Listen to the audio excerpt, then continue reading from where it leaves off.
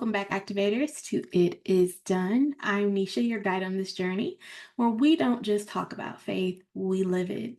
And today we are discussing a concept that I think is really essential for manifesting the life you desire, and that is spiritual alignment. It's absolutely not enough to believe in something and hope that it will happen. True alignment occurs when your thoughts, when your words, and your actions all echo the same truth. Mark chapter 11, verse 24 reminds us, therefore I tell you, whatever you ask for in prayer, believe that you have received it and it will be yours. You see, belief without action is like an unfinished prayer, pretty much. It's powerful, but it's not complete. Faith demands action. Faith demands movement, your human interaction, and it requires us to act as if our desires have already been manifested. And that's really when miracles start to find us, when we walk the path as if it's already paved, as if it's already done. Faith, to me, really requires your hands as much as it requires your heart. Now, let's start by addressing a common misconception. Many people think that having faith or believing in a positive outcome is enough to manifest their desires. But the truth really is that belief alone is incomplete. And Matthew chapter 7, verse 24 through 27 says, everyone who hears these words of mine and puts them into practice is like a wise man who built his house on the rock. If you don't put action behind your faith, you are literally planting a seed and never watering it. Yes, the seed itself has potential, but without action, without the nourishment of consistent effort, you watering it, it's not going to grow. It cannot grow. True spiritual alignment happens when your beliefs, your words, and your deeds are in sync. We talk a lot about alignment, and this is literally what we're talking about right now. It's when you start to speak your intentions, when you think them and then act on them. Everything is in alignment. You can't say you believe in abundance and then live in fear or scarcity. You can't declare that you are worthy all the love you feel inside of your heart and then settle for a relationship that doesn't honor you. There needs to be consistency across all areas of your life. And this is really why faith isn't passive. Because a lot of times we can think faith is passive, and it's actually not. Hebrews chapter 11, verse 1 tells us this. Now, faith is the confidence in what we hope for and the assurance about what we do not see. It's an active force that requires us to move in accordance with what we say we believe. Essentially, are you putting your actions behind your belief? And we talked about this in a previous episode. Do you trust God and do you trust yourself? Because a lot of times we're not acting because we do not believe or trust in ourselves to carry this out. And we definitely don't believe and trust for God to give us these things. Okay, so we have to have alignment and we have to trust ourselves, trust God, and know that our faith is behind what we say we believe. And we do that through our actions. Faith is an active force that requires us to move in accordance with what we say we believe. When you act on your faith, it's like telling the universe, telling the master of the universe, I am ready to receive. It's saying, I trust that the outcome is already here. It's already here, and I'm taking the steps to bring it into this physical realm.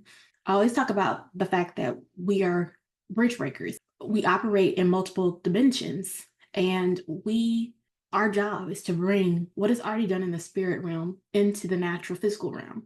So our faith married with our action is really what does this. The more you start to align your actions with your beliefs, is the more you activate the flow of blessings into your life. So how do you know when you are out of alignment? It feels like everything just feels harder than it really should. And this is really where you start to sense a heaviness or a resistance. And Proverbs chapter 3, verse 5 through 6 says, trust in the Lord with all your heart and lean not into your own understanding. In all your ways, submit to him, and he will make your path straight. When your actions don't reflect your beliefs, it creates almost an internal conflict. And that conflict starts to show up in the outer world as stagnation, as struggle, as lack. But there really is a beautiful thing about misalignment because it's not a failure. It's really an invitation to realign. And I said this in a previous episode that every single thing is an invitation to realign, to get into alignment with the master of the universe, our source, to reassess and to return to our true path. When you feel disconnected or you feel off track, it's absolutely a signal that you need to shift something in your life. Something needs to shift, something needs to move. It could be change in your daily habits, it could be, you having a different approach to your goals, or it really could be something even as like just having a deeper look at the beliefs that are driving your actions. So I don't want you to see misalignment as like an end, okay? Because it's not an end. This is really an invitation for us to begin again, to get back into alignment with our source. There was a time in my life where I felt like probably a couple times really where I felt like everything was just a struggle. Like it just felt so hard. And I felt like I was pushing and I was pushing and I was trying and I was trying and I was trying so hard to make things happen, but really nothing seemed to work. And Psalms chapter 37 really points to this in verse 23 through 24, where it reminds us that the Lord makes firm the steps of the one who delights in him. Though he may struggle, though he may stumble, he will not fail, for the Lord upholds him with his hand. And I really started to realize that, something was misaligned and that my actions weren't aligned with what I truly believed that God had said about me and said for me. And I was saying I trusted in divine timing, but really my actions were very rushed. They were very anxious and they were very desperate. And once I started to realize this, I took a step back and I realigned and I slowed down, I meditated, I prayed, and I allowed my actions to flow from a place of trust rather than a place of fear. And almost immediately, I noticed a shift. And it doesn't mean everything around me shifted. I knew that the shift in the outer world was going to reflect the internal shift that had already taken place. But I noticed the shift in that the doors that seemed closed before began to open a little bit at a time. Just like it's one step at a time, we start to see things revealed around us one step at a time. So, really, if right now you are feeling stuck, this might be a time for you to really check your alignment. Are your actions reflecting your beliefs? Be honest with yourself. Are you moving from a place of faith or are you reacting out of fear? So, we've talked a little bit about alignment. Now, let's talk a little bit about how to activate it. We're all about activating here because we're activators, and alignment is not a one-time event, right? It's a daily practice. Colossians chapter 3, verse 17 tells us this. It encourages us, and whatever you do, whether in word or deed, do it all in the name of the Lord Jesus, giving thanks to God the Father through him. So each day, we have the opportunity to bring our life into harmony with our beliefs by taking small intentional actions. It doesn't have to be big, heavy, humongous steps. Sometimes the most powerful actions are the small ones, right? The small ones that carry the weight of our belief. They show God that we really are behind what we believe. It could be choosing to start your day with gratitude. It could be setting aside time for some personal meditation that you really haven't done in a while. It could be making a decision that aligns with your higher self. When your actions echo your beliefs, you set the stage for miracles to unfold. And truly, you start to see that alignment is not a destination. It's not like you get into alignment one time, okay?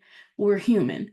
we're going to get out of alignment. But as long as we recognize, see that we are out of alignment, which is a gift, then we can get back into alignment. And I think that's a beautiful thing when you start to see that this is a daily practice, something that I get to cultivate every single day to make sure and assess, am I in alignment? And if I am not, to get back into alignment.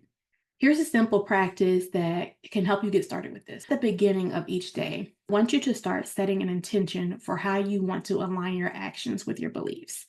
And we see this in James chapter 1, verse 22. It reminds us to not merely listen to the word, so deceiving ourselves. We have to marry our action, our human interaction with our faith.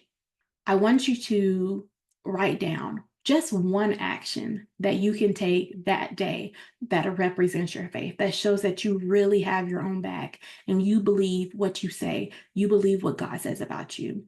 At the end of the day, I want you to then reflect on whether you took that action. This is about being honest. See if you took that action and then reflect on how it felt to do so. If you did take that action, if you didn't take that action, reflect on that too. Remember, everything is just evidence. It's evidence showing us where we are. Are we giants or are we grasshoppers? And really, over time, you're going to start to notice that aligning your actions with your beliefs almost becomes second nature to you. Now, as always, I love to give some practical steps that we can really embody this message and this lesson today because we are activators.